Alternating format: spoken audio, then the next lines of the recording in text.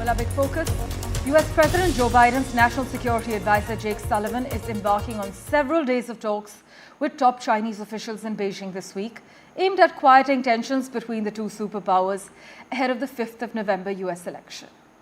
Jake Sullivan, China's top diplomat Wang Yi, and others meet for talks till Thursday as the two countries are actually at odds over the Middle East and Ukraine, Chinese territorial claims from Taiwan to the South China Sea, and trade.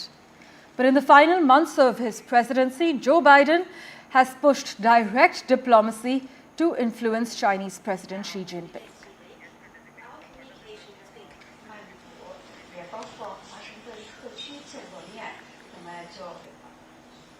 Right, for further clarity, we have with us Roger Liu. Thank you so much, sir, for joining us on the World 24/7. Now, just last week, accepting the Democratic nomination, Kamala Harris had said that she would ensure that America, not China, wins the competition for the 21st century. Meanwhile, Trump has actually vowed across-the-board tariffs as well. You think China has a preference in the upcoming election contest in the United States? Well, it's very hard to tell because, I think China will prefer anyone who will follow the Chinese policy and work better with the United States. But if we take a look at the situation right now, I'm afraid that no matter who comes to power, he or she will be taking strong stance against the United States against China from the perspective of the United States of America. Because, like you said, China and the U.S. has been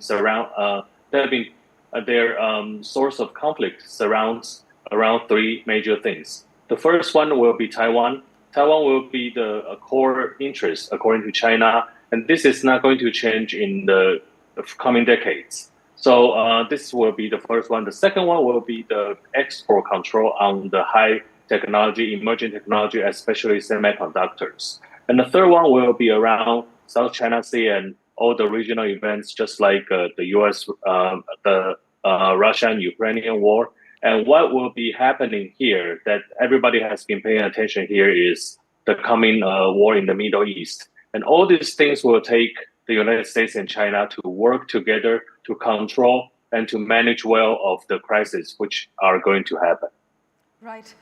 In fact, many analysts, though, Roger Liu, aligned with Donald Trump, see Biden's current approach as too soft in the face of China's increasingly assertive foreign policy. Now, do you believe that Jake Sullivan is on a mission to expand military-to-military talks down to the theater command level?